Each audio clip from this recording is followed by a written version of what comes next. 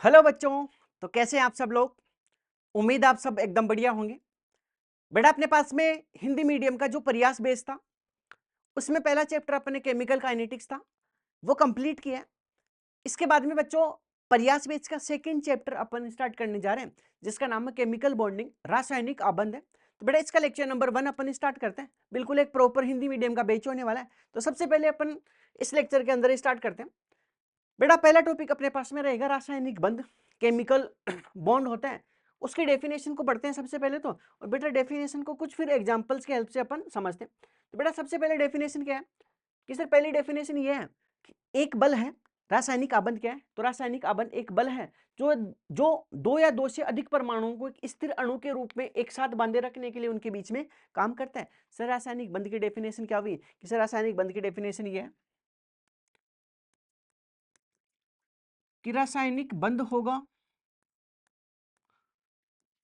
ये रासायनिक बंध एक क्या है कि रासायनिक बंध सर एक आकर्षण बल है।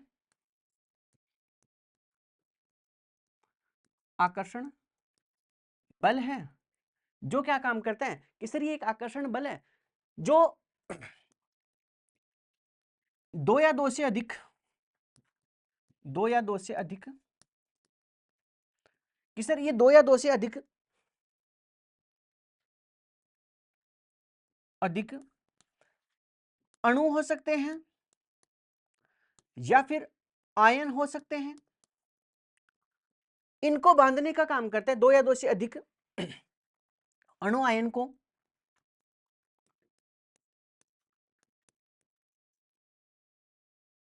बांधने का काम करता है। बेटा इसको एक डायग्राम की हेल्प से मैं समझाता हूं। ये तो डेफिनेशन थी किस रासायनिक बंध कुछ भी नहीं होता, ये आपके पास में एटम्स हो सकते हैं या फिर आयन हो सकते हैं, उनको एक बांध कर रखने का जो काम करता है इसी को बेटा अपन रासायनिक बंध के नाम से जानते हैं। अब बेटा मैं एक डायग्राम की हेल्प से आपको समझाता हूँ कि सर अपने पास में एक डायग्राम है जिसके अंदर एक तो जैसे मैंने सपोज किया कि सर ये तो मेरे पास में एक धन आयन है और सर इस तरफ मेरे पास में एक ऋण आयन है। और सर एक चीज हमें पता है कि दो विपरीत प्रकृति के आवेश हैं वो एक दूसरे को क्या करेंगे? आकर्षित करेंगे। इसका मतलब सर ये धन आयन होगा, इस ऋण आयन को क्या करेगा? अपनी तरफ आकर्षित करने वाला है। तो बेटा आकर्षित करेगा तो इन दोनों के बीच में क्या लगेगा कि सर इन दोनों के बीच में एक आकर्षण बल लगेगा। और ये आकर्षण बल क्या करेगा कि सर इसको जोड़ने का काम करेगा। तो बेटा ये इनके बीच में क्या लग रहा है कि सर इनके बीच में आकर्षण बल लग रहा है। और ये बेटा इनको क्या करेगा? जोड़ने का काम करेगा। सर इस कंडीशन में क्या होगा कि ये नेगेटिव चार्ज है वो पॉजिटिव की चार्ज की तरफ आकर्षित होगा। पॉजिटिव चार्ज किसकी तरफ आकर्षित होगा? नेगेटिव चार्ज की तरफ आकर्षित होगा। इसका मतलब सर इन दोनों के बीच में क्या लगेगा? आकर्षण बल लगेगा। और बेटा ये जो आकर्षण बल है कि सर इन दोनों के बीच में जो आकर्षण बल लग रहा है, इस आकर्षण बल की वजह से इन दोनों के बीच में क्या हो रहा है कि सर इसी आकर्षण बल की वजह से इसके अंदर केमिकल बॉन्ड का फॉर्मेशन हो रहा है। बेटा यहाँ किसका फॉर्मेशन होगा? केमिकल बॉन्ड का क्या होने वाला है? फॉर्मेशन होगा। और सर ये जो एक प्लस और माइनस के बीच में जो आकर्षण लग रहा है, इस आकर्षण बल को स्थिर विद्युत की आकर्षण बल के नाम से जानते हैं। तो बेटा यहां पॉजिटिव एंड नेगेटिव के बीच का आकर्षण बल के बीच का आकर्षण बल क्या कहलाता है कि सर इनके बीच का जो आकर्षण बल होगा उसको अपन स्थिर विद्युत की आकर्षण बल कहते हैं।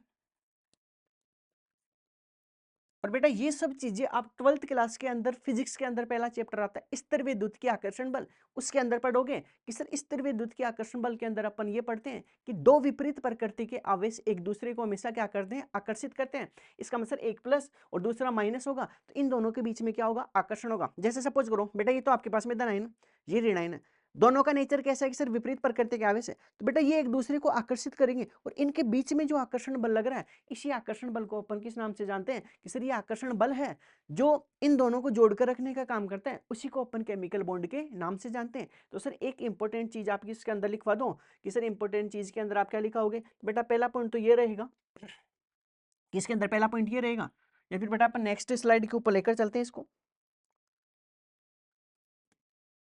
अगली स्लाइड के ऊपर लेकर चलता हूं मैं इसको कि सर अगली स्लाइड के ऊपर एक बार बच्चों आप इस स्लाइड को नोट करो, इसके बाद में नेक्स्ट स्लाइड के ऊपर अपन बात करेंगे कि धन आयन ऋण आयन के बीच में आकर्षण बल लग रहा है, कौन किसको आकर्षित करता है, इन सब के बारे में अपन बात करते हैं। तो बच्चों एक बार आप इसको नोट करो। तो बच्चों को अपन इसको अगली स्लाइड के ऊपर लेकर चलते हैं। बेटा अगली स्लाइड के ऊपर मैं कुछ इंपॉर्टेंट बातें लिखने वाला हूं। सबसे पहले तो उनको ऊपर अपन ध्यान देना है थोड़ा बहुत कि सर पहली लाइन आप ऐसा लिखो। पहली लाइन क्या है कि सर ऐसे लिखो आप पहली लाइन, दो विपरीत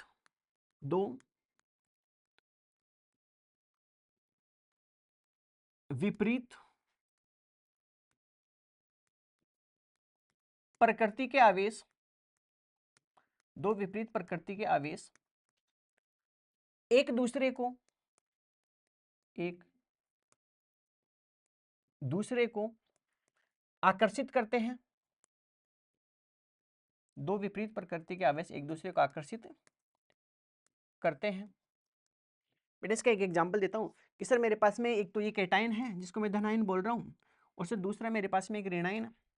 बेटा दोनों क्या है कि सर दोनों विपरीत प्रकृति के आवेश हैं। इसका मतलब सर ये दोनों एक दूसरे को क्या करेंगे कि सर ये दोनों एक दूसरे को आकर्षित करेंगे, और इनके बीच में सर जो आकर्षण बल लग रहा है उस आकर्षण बल को अपन क्या बोलेंगे कि सर ये तो कैटायन है जो आपके पास में ऋणायन होगा, बेटा वो धनायन की तरफ आकर्षित होगा, और धनायन किसकी तरफ आकर्षित होगा, ऋणायन की तरफ। और सर इन दोनों के बीच में जो आकर्षण बल लग रहा है, बेटा इनके बीच में क्या लग रहा है, सर इनके बीच में आकर्षण बल है। और सर इसी आकर्षण बल को अपन किस नाम से जानते हैं कि सर इनके बीच में जो आकर्षण बल लग रहा है, इस आकर्षण बल को अपन किस नाम से जानते हैं कि सर ये आकर्षण बल होगा, इसको अपन स्थिर विद्युत की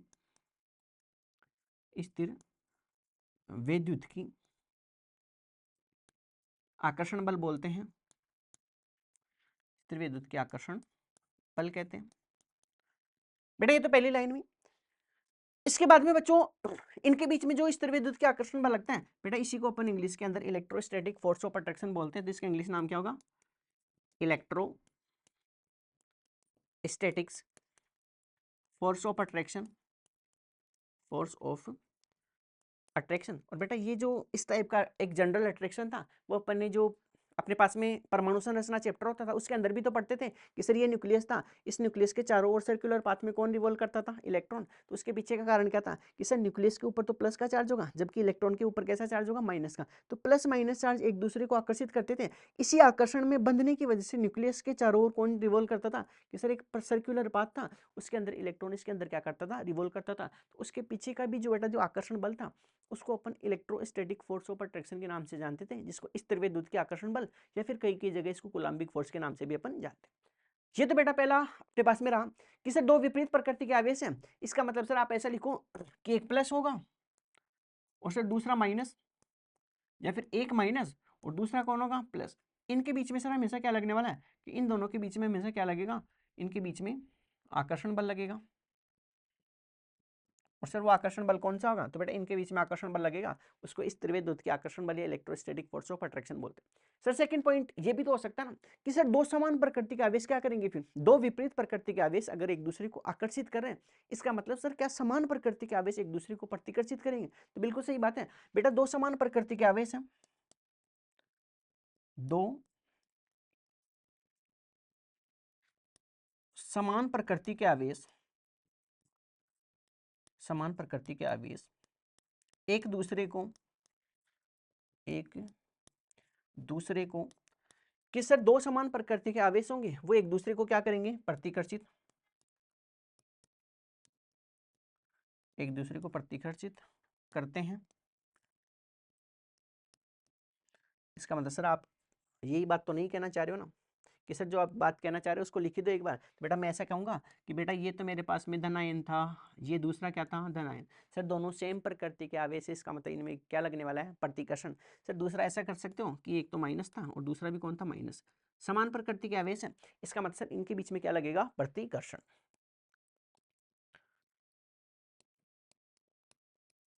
ये बेटा मैंने किसके बारे में बात की कि सर ये आपने बात कर दी है कि दो ऑपोजिट नेचर के चार्ज आकर्षित करते हैं या फिर प्रतिकर्षित करेंगे, इन सब के बारे में अपने को पढ़ना था। दो विपरीत प्रकृति के आवेश हमेशा एक दूसरे को क्या करेंगे, आकर्षित, और इनके बीच में बेटा जो आकर्षण बल लगता है उसको इलेक्ट्रोस्टैटिक फोर्स ऑफ अट्रैक्शन के नाम से जानते हैं। तो बच्चों एक बार यहाँ तक आप इसको नोट करो, इसके बाद में अगली स्लाइड होगी उसके ऊपर बात करेंगे कि सर क्या धन आयन ऋण आयन होंगे, उनके बारे में ही बात करते हो, या फिर आप है ना मॉलिक्यूल्स एटम इनके बारे में भी बात करने वाले हो। तो बेटा ये तो अपने पास में पहली स्लाइड थी।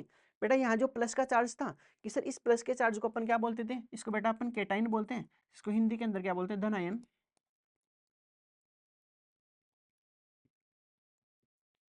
और सर यहाँ जो माइनस का चार्ज होगा इसको अपन क्या बोलते हैं, ऋणायन, जिसको हिंदी के अंदर इंग्लिश के अंदर एनायन के नाम से अपन जानते हैं। तो बेटा ये एक इंपॉर्टेंट लाइन थी अपने लिए, जिसको अपने को क्या करना है कि सर इस लाइन को अपने को याद रखना है। तो बच्चों एक बार आप इन दोनों स्लाइड्स को नोट करो, इसके बाद में अगली स्लाइड दिखाता हूँ उसको नोट करो, इसके बाद में बच्चों अपन आगे की तरफ चलते हैं। तो एक बार खटाखट छापो इसको।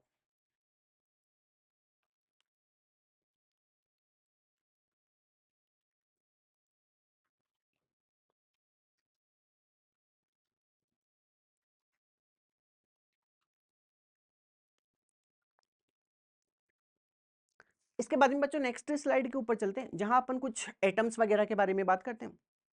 कि सर आपने आयंस के बारे में बात कर ली, आयन के बाद में सर क्या ऐसा भी हो सकता है कि दो एटम भी एक दूसरे को आकर्षित करें, तो बिल्कुल बेटा ऐसा भी पॉसिबल है। इसके लिए मैं एक डायग्राम की हेल्प से आपको समझाता हूँ। जैसे मैंने कहा कि बेटा मेरे पास में ये तो एक ए एटम था, और सर ये मेरे पास में दूसरा बी एटम था, और मैंने ऐसा देखा इसके अंदर कि सर ये जो ए एटम था मेरे पास में, ये इस बी एटम को क्या कर रहा है कि सर ए एटम बी एटम को अपनी तरफ आकर्षित कर रहा है। इसका मतलब ए तो बी की तरफ जाएगा और बेटा बी किसकी तरफ जाएगा, ए की तरफ। इन दोनों के बीच में सर क्या लग रहा है, इससे बेटा इन दोनों के बीच में लग रहा है आकर्षण बल, आकर्षण बल। सर इसका मतलब हुआ कि अगर इन दोनों के बीच में आकर्षण बल लग रहा है, इसका मतलब हुआ कि सर इनके बीच में क्या होगा, केमिकल बॉन्ड का फॉर्मेशन होगा, केमिकल बॉन्ड फॉर्मेशन होगा।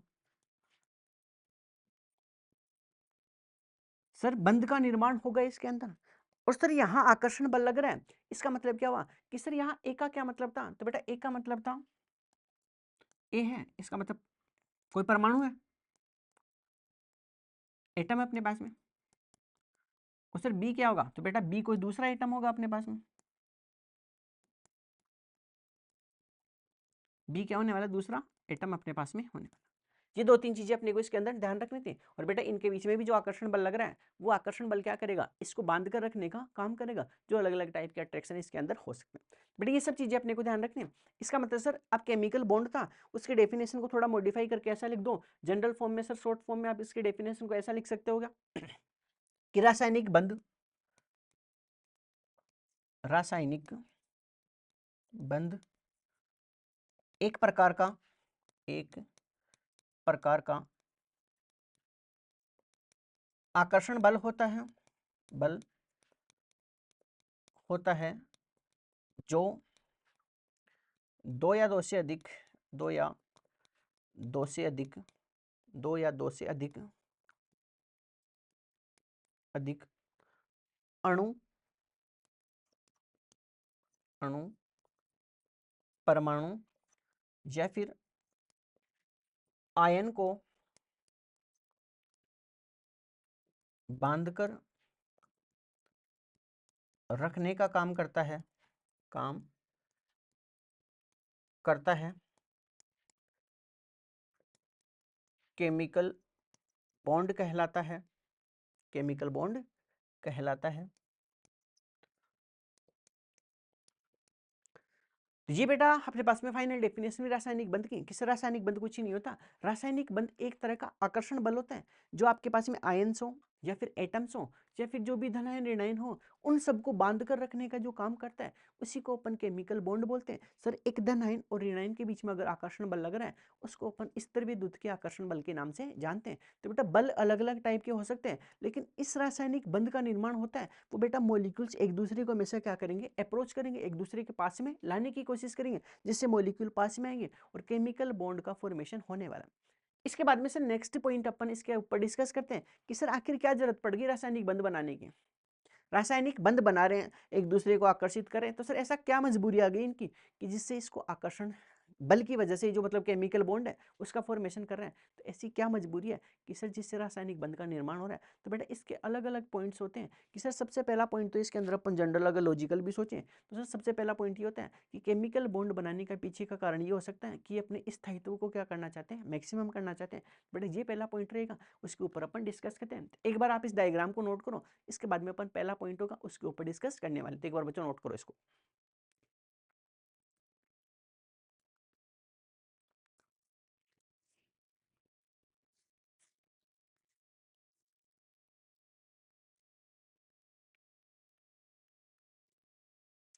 इसके बाद में बच्चों नेक्स्ट पॉइंट अपन स्टार्ट करते हैं यहाँ से कि सर ये 4-5 पॉइंट तो डिस्कस कर लिए।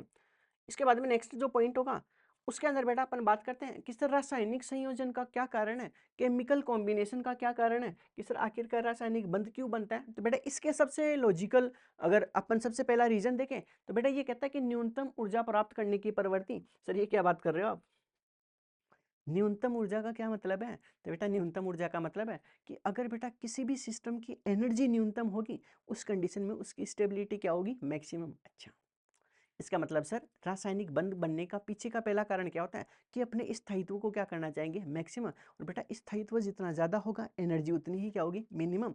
इस वजह से बेटा ये बोल रहा है कि न्यूनतम ऊर्जा प्राप्त करने की प्रवृत्ति, इसको बेटा अपन क्या बोलते हैं कि सर इसके कोष्टक में ऐसा लिखो नहीं तो मैं बुरा मान जाऊंगा कि अगर सर ऊर्जा न्यूनतम है इसका मतलब स्थायित्व क्या होगा, अधिकतम। तो ये क्या होगा, अधिकतम स्थायित्व,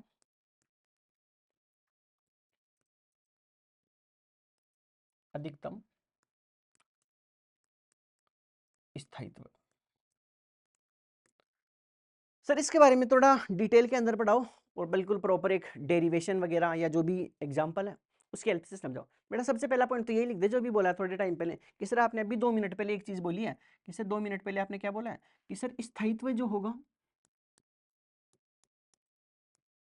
कि सर जो भी स्थायित्व होगा बेटा वो एंटी प्रोपोर्शनल होगा किसके, ऊर्जा के। इसका मतलब ऊर्जा ज्यादा हुई स्थायित्व क्या होगा, कम होगा। इसका मतलब स्थायित्व एंटी प्रोपोर्शनल होगा किसके, एनर्जी के। सर ये एक तो इंपॉर्टेंट बात है, इसको आप एक डिब्बे के अंदर या फिर खोपचे के अंदर क्या कर दो, बंद कर। इसका मतलब सर पहली लाइन तो ये है कि न्यूनतम ऊर्जा, बेटा ऊर्जा अगर कम है इसका मतलब स्थायित्व क्या होगा, ज्यादा। तो बेटा पहला कारण क्या होता है कि एक बॉन्ड फॉर्मेशन होगा केमिकल कॉम्बिनेशन के पीछे का पहला लॉजिक ये होता है कि सर वो अपने स्थायित्व को क्या करना चाहते हैं, मैक्सिमम करना चाहते हैं। समझ गए क्या बात को। बेटा यहाँ से क्या कंक्लूजन निकालोगे कि सर पहला कंक्लूजन तो साफ ही नजर आ रहा है कि क्या है। सर पहला कंक्लूजन ये है कि ऊर्जा न्यूनतम है, ऊर्जा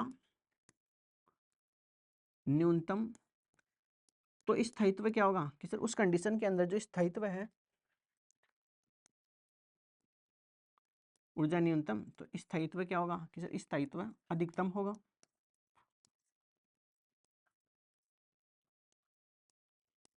ठीक है सर। अब सर एक डायग्राम की हेल्प से आप इसको समझाओ जिससे और अच्छी क्या आने वाली, इसके अंदर फील आने वाली है। तो बेटा एक मैं मस्त डायग्राम बनाता हूँ, पूरी कलाकारी अपनी दिखाता हूँ इधर डायग्राम के अंदर। बेटा कलाकारी में क्या दिखाऊंगा कि सर ये तो आपके पास में एक नाभिक है और सर ये कोई एक एटम था, इसी का क्या था, एक नाभिक था। ठीक है सर, मस्त डायग्राम बनाया आपने, गोला पूरा गोल करने की कोशिश थी लेकिन हो नहीं पाया आपसे। सर ये कोई दूसरा एटम होगा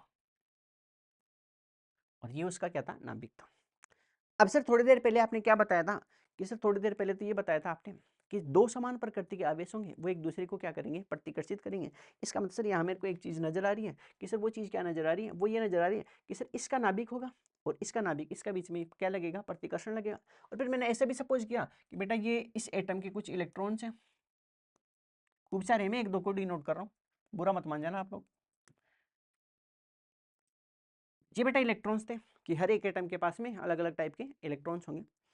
अब सर क्या चीजें आपने जो पढ़ाई है थोड़े टाइम पहले उनका यूज करने का टाइम आ गया। सर पहली चीज तो आपने ये पढ़ाई थी कि दो समान प्रकृति के आवेश एक दूसरे को क्या करेंगे, प्रतिकर्षित करेंगे। इसका मतलब सर आप एक काम करो, ये तो नाभिक है उसके ऊपर भी प्लस का चार्ज और इसके ऊपर भी प्लस का चार्ज। इसका मतलब सर ये एक दूसरे को क्या करने वाले हैं कि सर ये एक दूसरे को प्रतिकर्षित करने वाले हैं।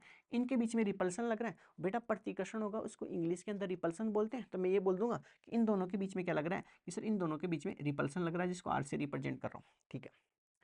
सर एक चीज और नजर आ रही है कि सर इलेक्ट्रॉन के ऊपर माइनस का चार्ज है और इस नाभिक के ऊपर प्लस का चार्ज है। सर प्लस माइनस चार्ज एक दूसरे को आकर्षित करेंगे, तो सर आप जल्दी लिखो नहीं, मैं बुरा मानने वाला हूँ बस।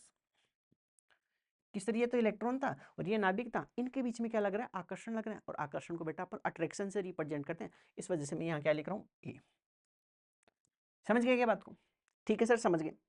अब सर एक काम तो ये भी तो होगा ना, देखो इस इलेक्ट्रॉन के ऊपर माइनस चार्ज और इस इलेक्ट्रॉन के ऊपर भी माइनस चार्ज है, और सर माइनस माइनस के बीच में प्रतिकर्षण लगेगा। इसका मतलब है कि सर यहाँ जो आपके पास में इलेक्ट्रॉन इलेक्ट्रॉन होंगे उसके बीच में क्या लगने वाला है, रिपल्सन। और सर इस रिपल्सन को आप एक काम कर दो,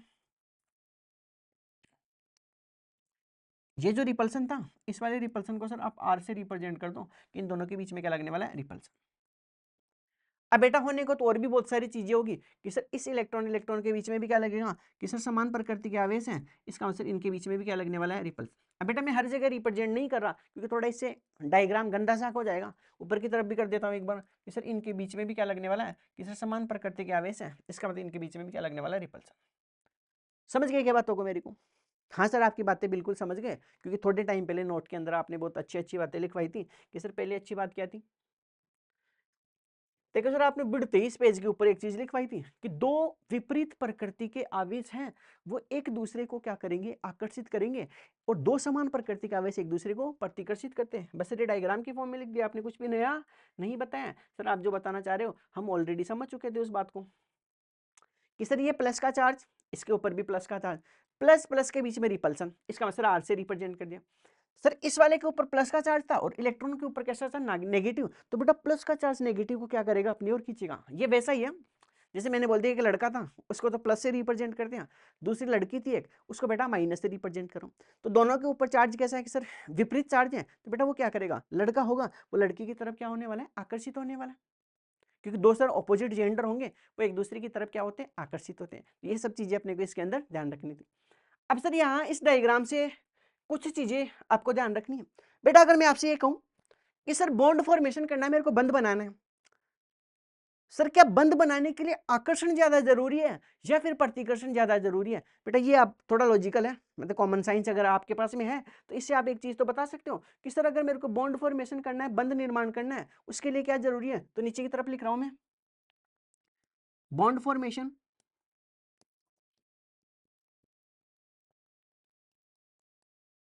बंध निर्माण,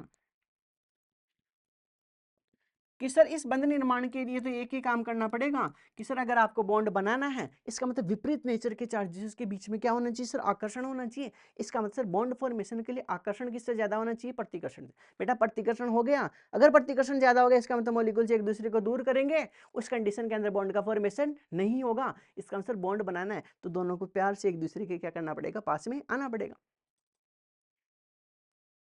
सर बॉन्ड फॉर्मेशन के लिए क्या होगा कि सर इसके लिए अट्रैक्शन होगा, उस अट्रैक्शन का वैल्यू है बेटा वो किससे ज्यादा होनी चाहिए, रिपल्सन से क्या होना चाहिए, ज्यादा होना चाहिए। बेटा आकर्षण ज्यादा होना चाहिए किसके कंपैरिजन में,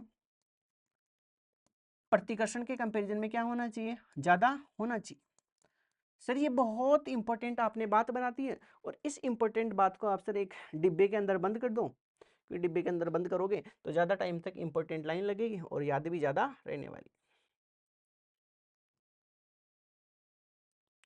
सर ये एक इंपॉर्टेंट लाइन आपने लिखवाई कि बॉन्ड फॉर्मेशन करना है, इसका मतलब मॉलिक्यूल्स का पास में आना जरूरी है, और बेटा पास में आने के लिए उसको क्या करना पड़ेगा कि सर ये अगर लड़का है ये लड़की है तो इसको बॉन्ड बनाना है तो वो लड़की को लड़के के पास में आना पड़ेगा। इसका मतलब कि दो अपोजिट नेचर के चार्ज होंगे, वो एक दूसरे को जब तक आकर्षित नहीं करेंगे तब तक बॉन्ड का फॉर्मेशन नहीं होगा। इसलिए बेटा बॉन्ड बनाने के लिए आपको पास में जाना पड़ेगा। समझ रहे हो ना मैं क्या कहना चाह रहा हूँ? ये सब चीजें आपको इसके अंदर नोट करनी है। अब बेटा इसी डायग्राम के कुछ कंक्लूजन है जिसको अपन अगले पेज के ऊपर लिखने वाले, चार पांच टाइप के अलग अलग कंक्लूजन है, उसको नेक्स्ट पेज के ऊपर अपन समझने वाले हैं।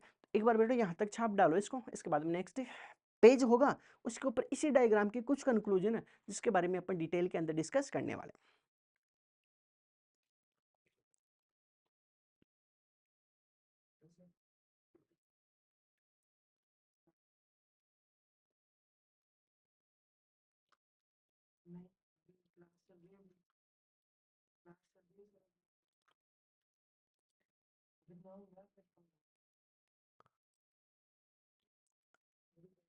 अब बच्चों इस डायग्राम के ऊपर जो बेस्ट जितने भी कंक्लूजन है उसके ऊपर चलते हैं। बेटा एक बार डायग्राम को अपने दिलो दिमाग में उतार लो, क्योंकि अगला जो पेज होगा उसी डायग्राम के बेस पर कुछ इंपॉर्टेंट पॉइंट्स है वो मैं लिख ले वाला हूँ। बट इस डायग्राम के ऊपर अपन जरूरत पड़ेगी तो पीछे की तरफ वापस आ जाएंगे। सबसे इंपॉर्टेंट लाइन है इस डायग्राम की, बेटा वो मैं लिखने जा रहा हूँ कि सर सबसे पहले इंपॉर्टेंट लाइन ये है कि आप एक लाइन लिख दो और सही होगी या फिर गलत होगी इस चीज को हम लोग डिसाइड करेंगे। तो बेटा पहली लाइन क्या लिख रहा हूं मैं कि सर आप पहली लाइन ऐसा लिखो, पहली लाइन में ऐसा लिख रहा हूं,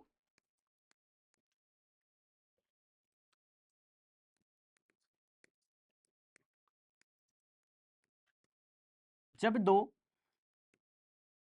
या दो से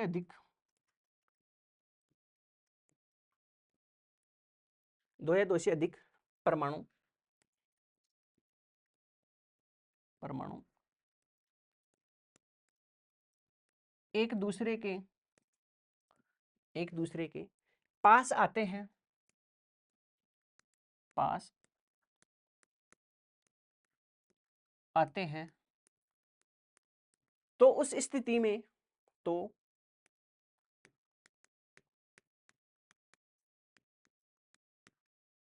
उस स्थिति में उस स्थिति में एक परमाणु का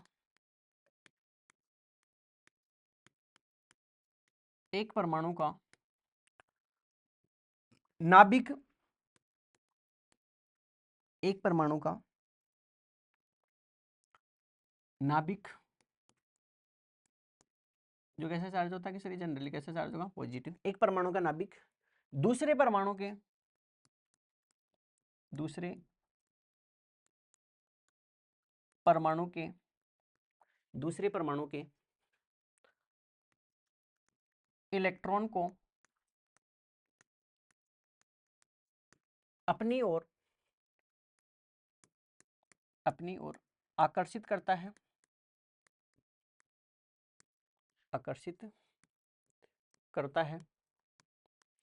बेटा ऐसे समझो कि सर दो अगर एटम्स एक दूसरे के पास में आ रहे हैं, सर पास में आ रहे हैं इसका मतलब आकर्षण लगेगा।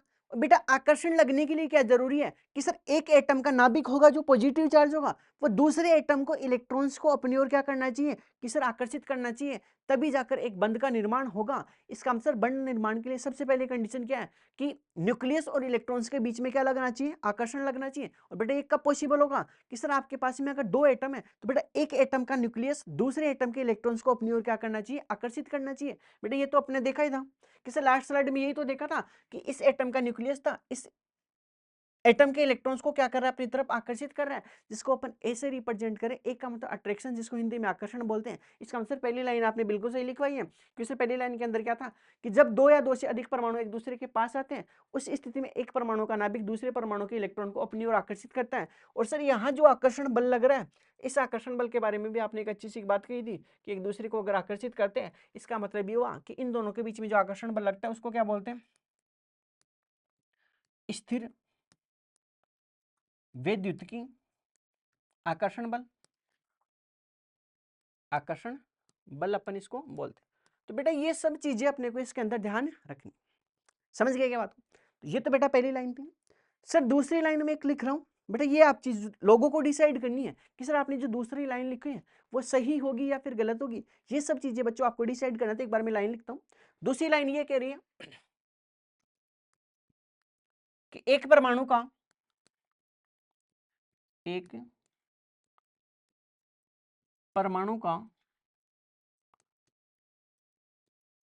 नाभिक तथा इलेक्ट्रॉन दूसरे परमाणु के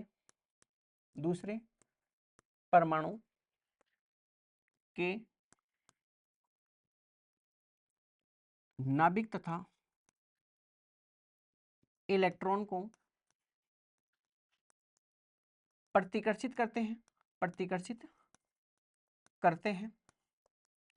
बेटा लाइन क्या है कि सर एक परमाणु का नाभिक तथा इलेक्ट्रॉन होगा वो दूसरे परमाणु के नाभिक तथा इलेक्ट्रॉन को क्या करने वाला है, प्रतिकर्षित करने वाला है। बेटा ये एक इंपॉर्टेंट लाइन है जिसको मैं एक खोपचे के अंदर बंद कर रहा हूँ। अब आप लोगों को डिसाइड करना है कि सर ये जो आपने इंपॉर्टेंट लाइन लिखी है वो लाइन सही होगी या फिर गलत होगी।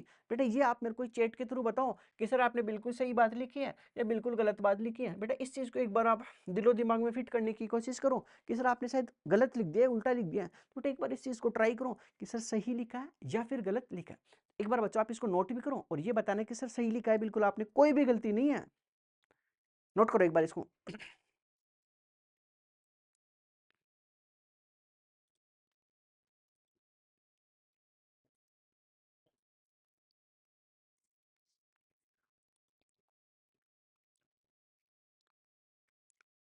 सर हमने देखा इस लाइन को, बिल्कुल ध्यान से देखा है, ये लाइन बिल्कुल सही लिखी है सर आपने।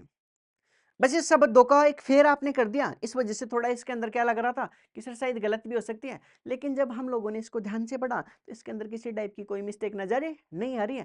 सर आपने बिल्कुल सही बात लिखी है और सर सही बात जो लिखी है उसको एक बार ना अपन बेटा शब्दों की फॉर्म में या फिर इक्वेशन की फॉर्म में जो पॉजिटिव नेगेटिव चार्ज है उसके कंपेरिजन में सीख लेते हैं।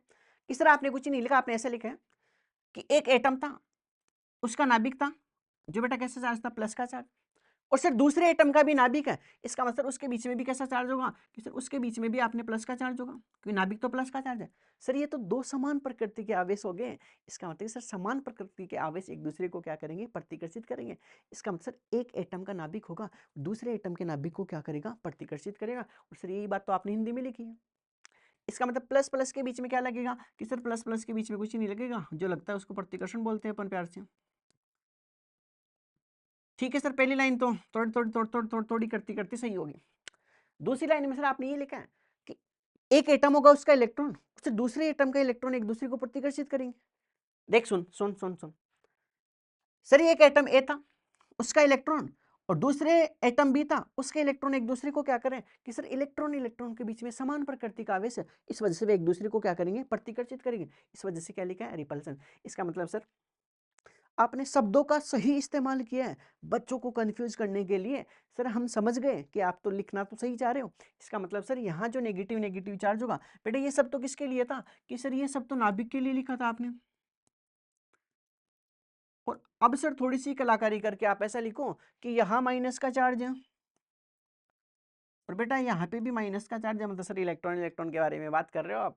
और सर इनके बीच में जो लगने वाला है उसको बेटा मैं क्या बोल देता हूँ सर, इसको अभी मैं प्रतिकर्षण ही बोल देता हूँ। ये समान प्रकृति के आवेश एक दूसरे को प्रतिकर्षित करेंगे। और सर ये आप किसके बारे में बात कर रहे हो, इलेक्ट्रॉन्स के लिए। ठीक है सर, ये सब बातें मस्त बातें आपने लिखी। और बेटा थर्ड पॉइंट इंपॉर्टेंट लिख रहा हूँ। थर्ड पॉइंट ये क्या है, जैसे थर्ड पॉइंट आप इंपॉर्टेंट लिखी दो, बोल ही दिया है तो लिखने में कोई दिक्कत नहीं है। थर्ड पॉइंट ऐसा है कि सर थर्ड पॉइंट में आप एक बात लिख रहे हो कि बंध निर्माण के लिए, बंध निर्माण के लिए सर बंध निर्माण के लिए क्या होना चाहिए कि सर बंध निर्माण के लिए आपने अभी बताया था कि सर बंध निर्माण करना है, उस कंडीशन के अंदर नेट आकर्षण होगा, नेट आकर्षण। इस सर यहाँ बंध निर्माण के लिए नेट आकर्षण ज्यादा होना चाहिए किससे, नेट प्रतिकर्षण से। सर बिल्कुल सही बात कही है आपने कि सर बंध निर्माण करना है, उस कंडीशन में नेट आकर्षण नेट प्रतिकर्षण से क्या होना चाहिए, ज्यादा होना चाहिए, तभी तो बंध का फॉर्मेशन होगा। कि सर बंध निर्माण के लिए आकर्षण क्यों जरूरी है, क्योंकि बेटा बॉन्ड बनाने के लिए मॉलिक्यूल्स का या फिर एटम्स आयन जो भी होंगे उन सब का पास पास में आना जरूरी है। और बेटा पास में आने के लिए एक दूसरे को खींचेंगे तभी जाकर तो पास में आएंगे। इसका मतलब है कि सर अगर बॉन्ड का फॉर्मेशन करना है उस कंडीशन में दो अपोजिट नेचर के चार्जों को पास में आना जरूरी होगा, तभी जाके बंध निर्माण होगा। और सर बंध निर्माण के लिए आकर्षण ज्यादा जरूरी है, मतलब ज्यादा होना चाहिए किससे, प्रतिकर्षण से, क्योंकि सर आकर्षण ज्यादा होगा तभी तो मॉलिक्यूल्स एटम आयन एक दूसरे के पास पास में आएंगे। सर थर्ड लाइन और ज्यादा इंपॉर्टेंट है, तो इसको भी आप खोपचे के अंदर बंद करो। तो इसके लिए बेटा मैं मस्त खोपचा बना रहा हूँ ऐसा, खोपचा इन द सेंस डिब्बे के अंदर बंद कर रहे हैं इसको।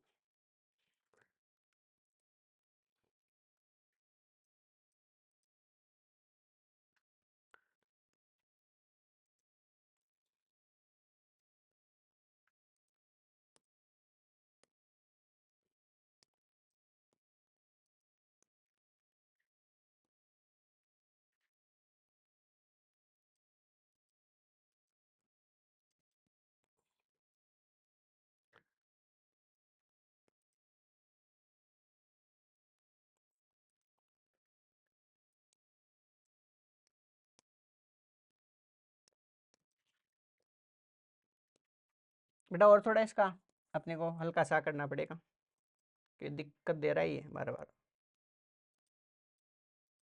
सर ये मस्त आपने इसको डिब्बे के अंदर बंद कर दिया। तो बेटा थर्ड पॉइंट है, एक बार इसको नोट करो। इसके बाद में कुछ इंपॉर्टेंट पॉइंट और होगा जिसको अपन नेक्स्ट स्लाइड के ऊपर डिस्कस करने वाले हैं। सर बंध निर्माण के लिए क्या जरूरी है कि सर बंध निर्माण के लिए आकर्षण ज्यादा जरूरी होना चाहिए, किससे? प्रतिकर्षण से। क्योंकि सर बंध निर्माण करने के लिए मॉलिक्यूल्स का पास पास में आना जरूरी है। पास में तभी आएंगे जब आकर्षण बल क्या होना चाहिए? ज्यादा होना चाहिए। तो एक बार बच्चों आप खटाखट इसको छाप डालो 3 पॉइंट को। चौथे पॉइंट के ऊपर चलते हैं।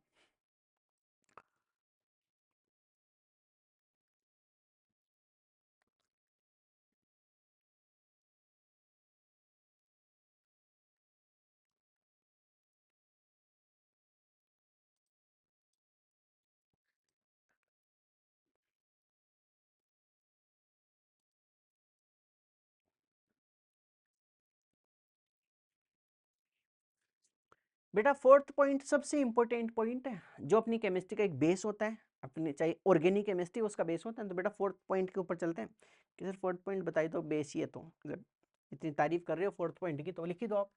बेटा फोर्थ पॉइंट ऐसा है, फोर्थ पॉइंट ये कहता है कि आपको बंध निर्माण करना है, बॉन्ड फॉर्मेशन।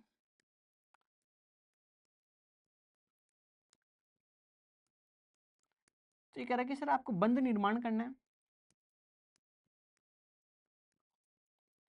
सर बंध निर्माण के अंदर एक चीज इंपॉर्टेंट हो जाती है कि सर जब भी आपको बंध का निर्माण करना है, सर जब आप बॉन्ड का फॉर्मेशन करोगे, उस बॉन्ड फॉर्मेशन में सर क्या होता है कि सर बॉन्ड फॉर्मेशन जब भी होता है तब एनर्जी रिलीज होती है।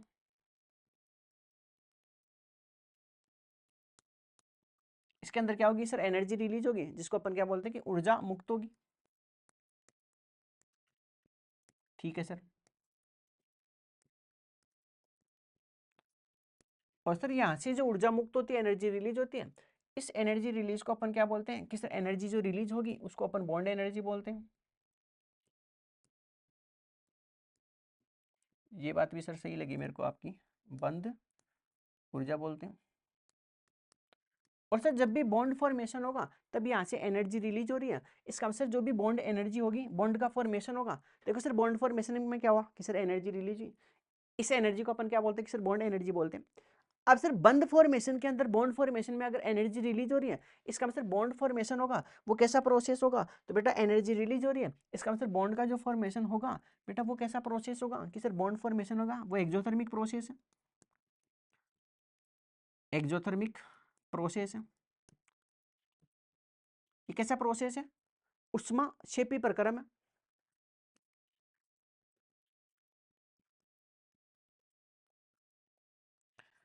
और सर उष्माक्षेपी जो प्रक्रम होता है, उस प्रक्रम के लिए क्या होगा कि सर उष्माक्षेपी प्रक्रम के लिए डेल्टा एच होगा, उसकी वैल्यू कैसी होगी कि सर डेल्टा एच की वैल्यू नेगेटिव होगी। और बेटा डेल्टा एच की वैल्यू नेगेटिव है, इस नेगेटिव वैल्यू को अपन किस नाम से जानते हैं कि सर इसी को अपन उष्माक्षेपी प्रक्रम बोलते हैं। उष्माक्षेपी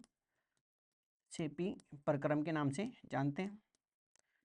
ये सर आपने एक इंपॉर्टेंट लाइन बताई है कि सर पहली लाइन में तो आपने ये कहा कि बंध का निर्माण, उस बंध निर्माण में ऊर्जा मुक्त होती है। और सर जो ऊर्जा मुक्त होती है उसको अपन किस नाम से जानते हैं? बंध ऊर्जा के नाम से जानते हैं। इसका मतलब बंध का निर्माण होने में ऊर्जा मुक्त हो रही है। इसका मतलब बॉन्ड फॉर्मेशन कैसा प्रोसेस है कि सर बंध का निर्माण होगा वो एक एक्सोथर्मिक प्रोसेस है। और बेटा एक्सोथर्मिक प्रोसेस के लिए डेल्टा एच की वैल्यू कैसी होती है? नेगेटिव होती है। सर इस बात को आप एक लाइन में लिख दो तो और अच्छा लगेगा मेरे को। तो बेटा इस लाइन में मैं क्या लिखूंगा कि बंध निर्माण, बंध निर्माण, निर्माण एक उष्माक्षेपी प्रक्रम है। उष्माक्षेपी प्रक्रम होता है, उष्माक्षेपी प्रक्रम होता है। बेटा ये चीज अपने को याद रखनी है कि सर जो भी बॉन्ड फॉर्मेशन होगा वो बॉन्ड फॉर्मेशन कैसा प्रोसेस होगा कि सर बॉन्ड फॉर्मेशन का प्रोसेस उष्माक्षेपी प्रक्रम होगा। तो सर इस बात को आप लिखी दो, मस्त अच्छी लग रही है कि बंध निर्माण एक एक्सोथर्मिक प्रोसेस होने वाला है अपने पास में। समझ गए क्या बातों को? तो बेटा ये सब चीजें अपने को इसके अंदर ध्यान रखनी है। और सर जो आपने एक स्टार्टिंग में बात लिखवाई थी कि सर स्टार्टिंग में एक बात आपने लिखवाई थी, वो क्या लिखवाई थी कि सर स्टार्टिंग में आपने ये लिखवाया था कि जो स्थायित्व होगा, स्टेबिलिटी, स्टेबिलिटी वो एंटी प्रोपोर्शनल होगी किसके? सर स्टेबिलिटी एंटी प्रोपोर्शनल होगी एनर्जी के। एनर्जी की क्या होने वाली है? व्युत्क्रमानुपाती होने वाली है। सर ये बात भी अच्छी लगी हमें आपकी। बेटा एक अच्छी बात और मैं लिखवाना चाहता हूँ कि सर किसी भी केमिकल बॉन्ड का जो सामर्थ्य होगा, अगर मैं ऐसा कह दूं कि किसी भी केमिकल बॉन्ड का सामर्थ्य होगा, वो सामर्थ्य जो होगा वो बॉन्ड एनर्जी, जिसको बंद ऊर्जा बोलते हैं, उसके समानुपाती होगा। तो आपको बुरा थोड़ी लगेगा। बेटा एक इंपॉर्टेंट पॉइंट है, पॉइंट नंबर 5, रासायनिक बंध का सामर्थ्य मैं ऐसा लिखवाना चाह रहा हूँ। इंपॉर्टेंट पॉइंट 5 नंबर वैसा लिख पा रहा हूँ।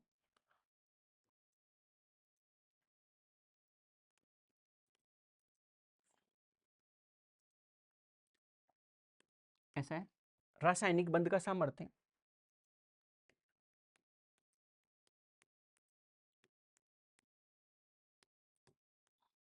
रासायनिक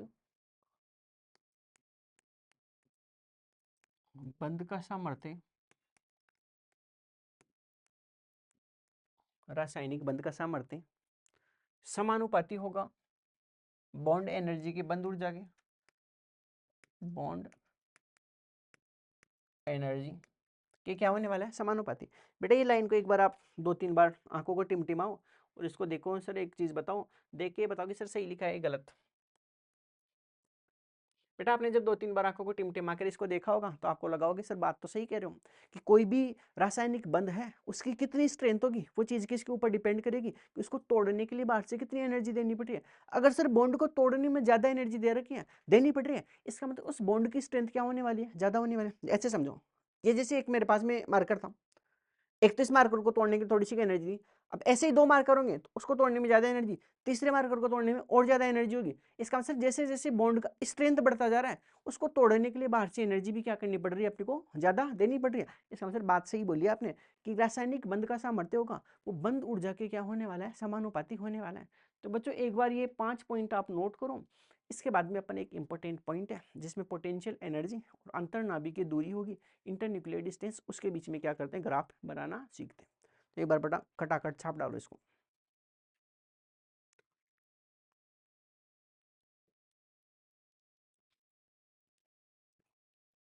तो एक बार बच्चों आप इसको नोट करो।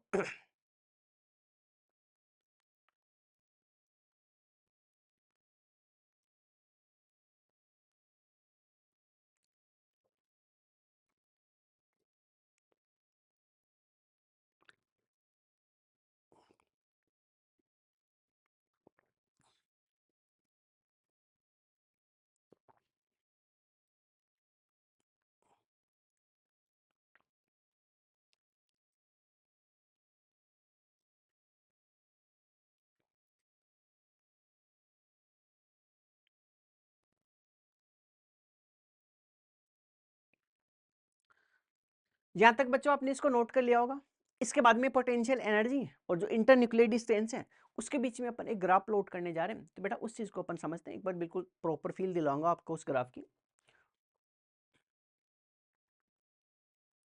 बेटा अगला पॉइंट अपने पास में रहेगा, द नेक्स्ट टॉपिक वो रहेगा एनर्जी वर्सेस इंटरन्यूक्लियर डिस्टेंस है, उसके बीच में सर ग्राफ कैसे क्या बनने वाला है। तो एक बार आप उस चीज को बताई दो जिससे थोड़ा और अच्छा लगेगा हम लोगों को। बेटा आपको अच्छा लगे इसके लिए हमें वैसा काम करना पड़ेगा।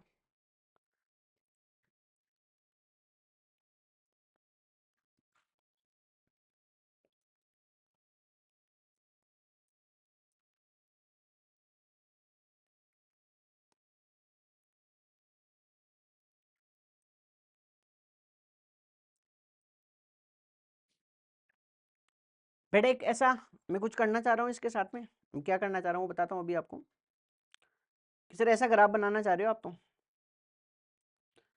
जिसमें बेटा इस तरफ तो मैं क्या लेना चाह रहा हूँ, इस तरफ तो मैं सर आप पोटेंशियल एनर्जी को ले लो,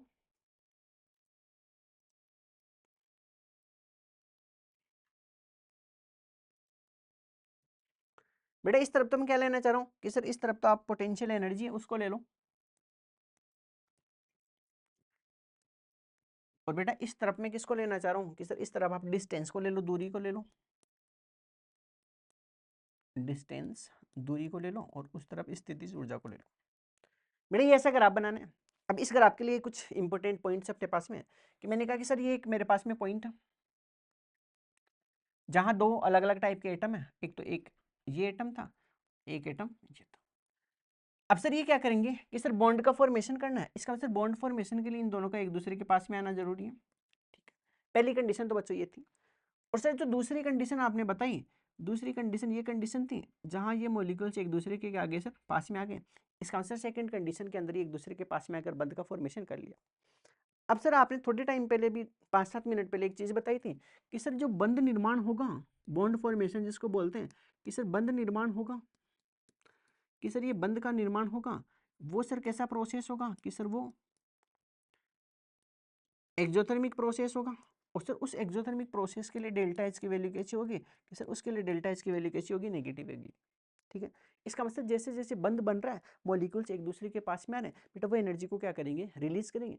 और बेटा ये ग्राफ जो है ना वो कुछ इस हिसाब से चल रहा है कि सर मॉलिक्यूल्स पास पास में आ रहे हैं, इसका मतलब एनर्जी रिलीज होगी। तो बेटा ये ग्राफ ऐसा चलेगा।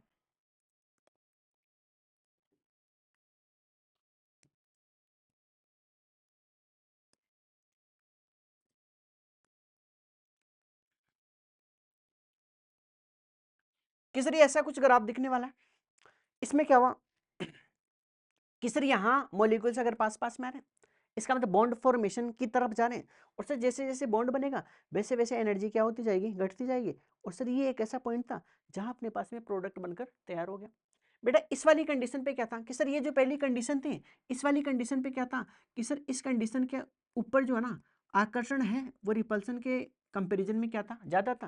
क्योंकि बेटा बॉन्ड फॉर्मेशन करना है, इसका मतलब नेट आकर्षण रिपल्सन से ज्यादा होना चाहिए। और सर ये बंध निर्माण की प्रकृति कैसी होती है, एक्सोथर्मिक प्रोसेस है, इसका मतलब धीरे धीरे एनर्जी को क्या करेगा, लूज करेगा। और बेटा ये एनर्जी कुछ इस हिसाब से क्या हो रही है, डीके हो रही है। बेटा ये वाला जो पॉइंट है, इस वाले पॉइंट पर ऐसा देखा गया कि सर इस वाले पॉइंट पर एक चीज देखी गई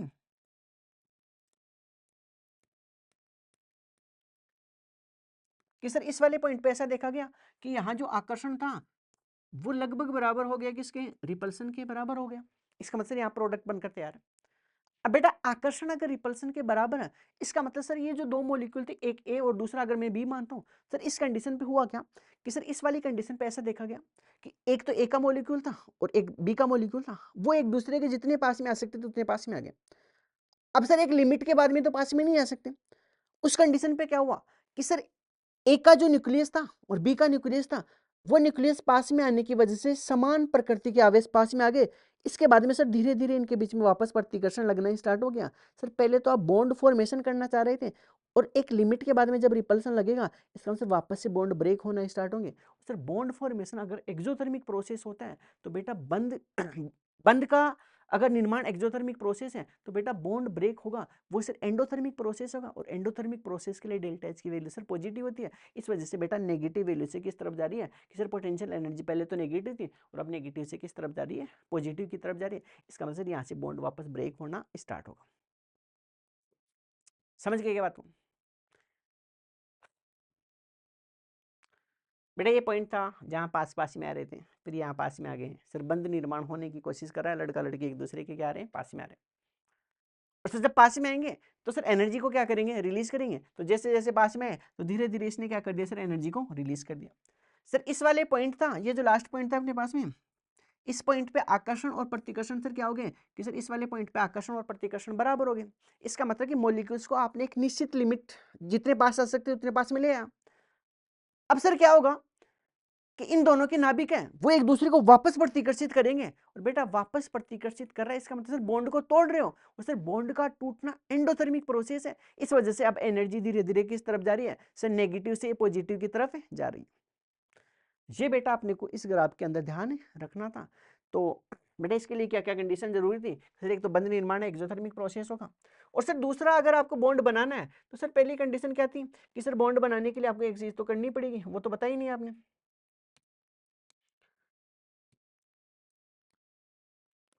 पहली कंडीशन तो बेटा ये थी।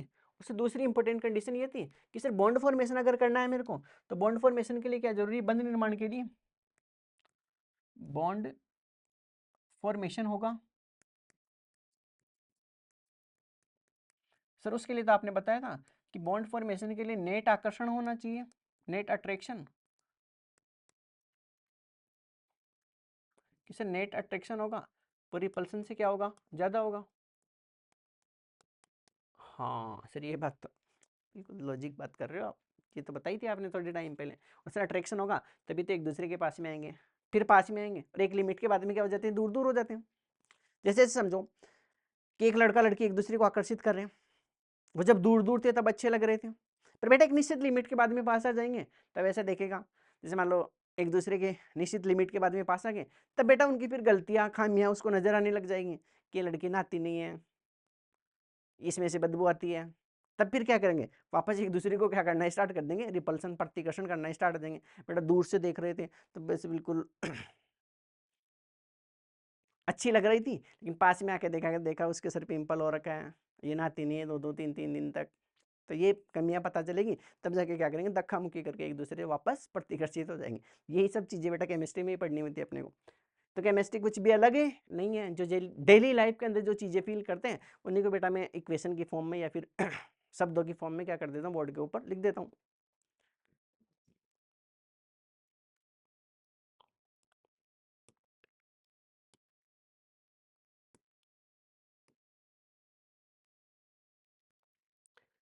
तो बेटा एक बार इस ग्राफ को आप बनाओ, आप बनाओगे तो मेरे को और अच्छा लगेगा, इसलिए आप इसको नोट करो एक बार। फिर नेक्स्ट जो पॉइंट होगा उसके ऊपर चलने वाले हैं, जिसमें अपन बंद ऊर्जा के आधार पर जो भी बॉन्ड्स वगैरह होंगे उन सबका क्लासिफिकेशन देखने वाले हैं। तो बेटा एक बार यहाँ तक आप इसको खटाखट छाप डालो, फिर आगे की तरफ चलने वाले हैं।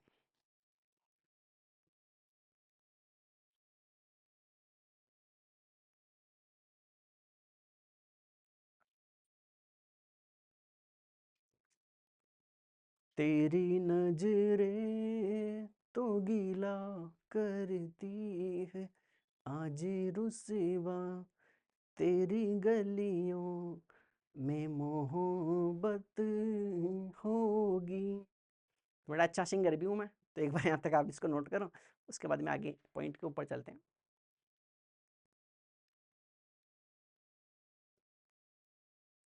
तेरी नजरें तो गीला करती है, आज रुसवा तेरी गलियों में मोहब्बत होगी। तो बेटा यहाँ तक आपने इसको नोट कर लिया होगा। इसके बाद में नेक्स्ट पॉइंट के ऊपर चलते हैं अपन, जहां केमिकल बॉन्ड होगा उसके क्लासिफिकेशन के बारे में अपन बात करने वाले हैं। तो बेटा नेक्स्ट पॉइंट अपने पास में रहेगा, ऐसा रहेगा, बंद ऊर्जा के आधार पर रासायनिक बंध के प्रकार। बेटा नेक्स्ट पॉइंट अपने पास में रहेगा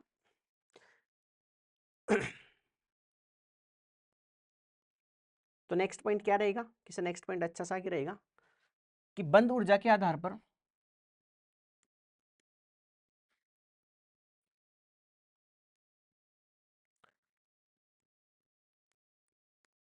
बंद ऊर्जा के आधार पर, बंद ऊर्जा के आधार पर, बंद ऊर्जा के आधार पर रासायनिक बंध के प्रकार। और बेटा इसके बेसिस के ऊपर बंद जो ऊर्जा होगी उसके बेसिस के ऊपर केमिकल बॉन्ड होगा, उसको अपन अलग अलग टाइप से क्लासिफाई करते हैं कि सर जो केमिकल बॉन्ड होगा वो केमिकल बॉन्ड होगा, ये सर दो टाइप से कैटेगराइज करते हैं अपन इसको तो दो टाइप कौन कौन से होंगे सर, इसके अंदर सबसे पहला जो टाइप अपने पास में रहेगा बेटा, वो पहला टाइप कौन रहेगा कि सर इसमें पहला जो टाइप रहेगा वो रहेगा आपके पास में स्ट्रॉन्ग बॉन्ड, स्ट्रॉन्ग बॉन्ड जिसको इंटर एटॉमिक भी बोलते हैं, इंटर एटॉमिक के नाम से जानते हैं। और सर दूसरा अपने पास में रहेगा वीक बॉन्ड, वीक बॉन्ड रहेगा जिसको इंटर मॉलिक्यूलर बोलते हैं, इंटर मॉलिक्यूलर बॉन्ड के नाम से अपन जानते हैं। सर जो स्ट्रॉन्ग बॉन्ड होगा बेटा, इसको चार अलग अलग टाइप से कैटेगराइज किया गया कि सर स्ट्रॉन्ग बॉन्ड होगा उसको सबसे पहले तो आयनिक बंध के नाम से, एक तो आयनिक बंध होगा, आयनिक बॉन्ड रहेगा। सर दूसरा इसके अंदर कोवेलेंट रहेगा, कोवेलेंट बॉन्ड रहेगा। और सर तीसरा इसके अंदर कोऑर्डिनेट बॉन्ड रहेगा, कोऑर्डिनेट बॉन्ड रहेगा। और सर जो चौथा टाइप इसके पास में रहेगा वो अपने पास में मेटेलिक बॉन्ड रहेगा, मेटेलिक बॉन्ड अपने पास में रहने वाला है। इसके बाद में सर जो वीक बॉन्ड होगा उसको केवल दो टाइप से कैटेगराइज करते हैं कि सर वीक बॉन्ड होगा उसको सबसे पहले तो अपन दो टाइप से कैटेगराइज करते हैं कि सर इसमें पहला टाइप होगा वो तो हाइड्रोजन बॉन्डिंग रहेगी, और सर दूसरा टाइप अपने पास में जो रहेगा इसके अंदर दूसरा टाइप वांडरवाल रहेगा। वांडरवाल बल के नाम से या फिर बंद होगा, बल थोड़ी बोलेंगे इसको, वांडरवाल बंद के नाम से अपन इसको जानते हैं।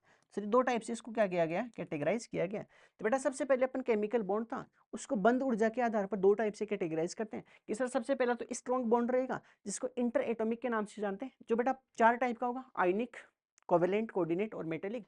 और सर दूसरा आपके पास में वीक बॉन्ड रहेगा जिसको इंटरमोलिकुलर के नाम से जानते हैं, जिसमें केवल एक हाइड्रोजन रहेगा और दूसरा कौन सा रहेगा, वांडरवाल बंद इसके अंदर रहने वाला है। तो बेटा ये अपने पास में क्लासिफिकेशन था। तो एक बार बच्चों आप इसको खटाखट नोट करो, इसके बाद में अपन नेक्स्ट पॉइंट के ऊपर चलने वाले हैं। तो एक बार बच्चों आप इसको नोट करो।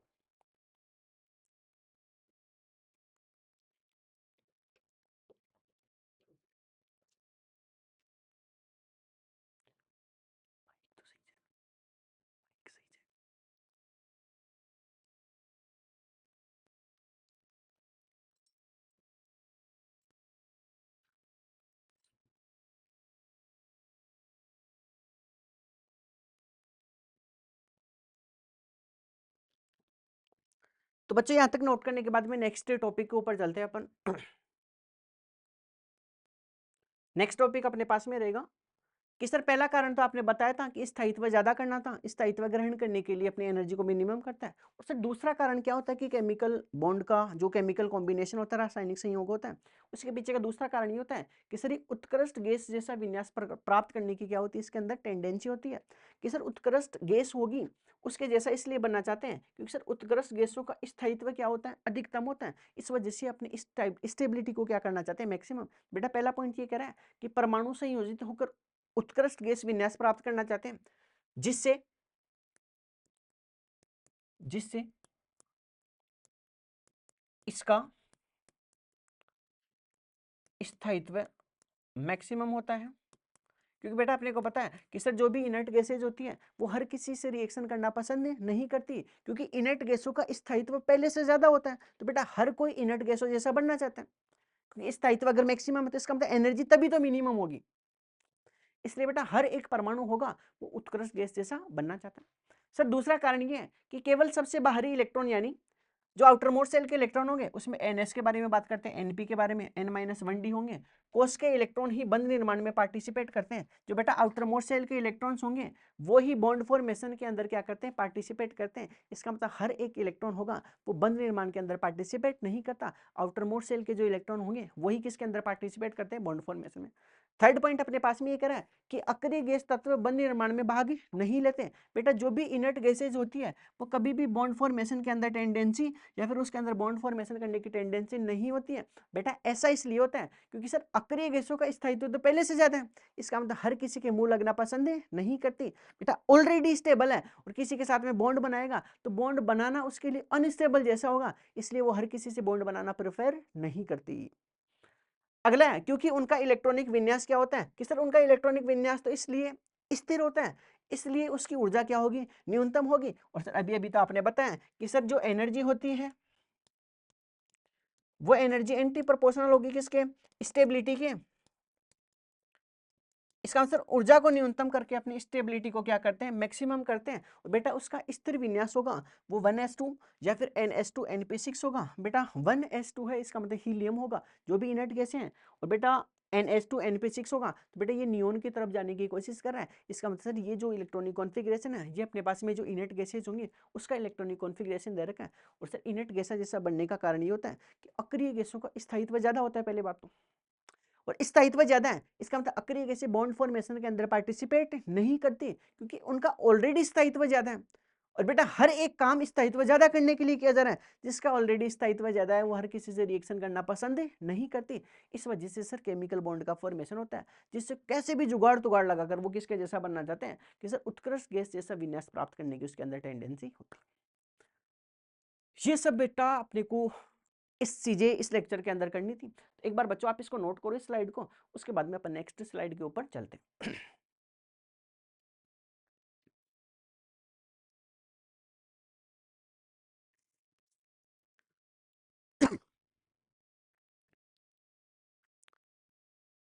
तो बच्चों ये अपने पास में केमिकल बॉन्डिंग का लेक्चर नंबर 1 था। उम्मीद है आप सबको बहुत बहुत मजा आया होगा। आप सब बच्चों से रिक्वेस्ट है कि इस वीडियो को ज्यादा से ज्यादा हिंदी मीडियम के जो स्टूडेंट्स हैं वहां तक शेयर करो। जो भी आपके डाउट्स वगैरह हैं वो या तो लाइव चैट के थ्रू आप मेरे को बता सकते हो या फिर वीडियो जब एंड हो तब उसके अंदर आप कमेंट कर सकते हो। तो आप सब बच्चों का बहुत बहुत धन्यवाद। आप लोग पढ़ते रहिए, मुस्कुराते रहिए। थैंक यू बच्चों, थैंक्स अ लॉट।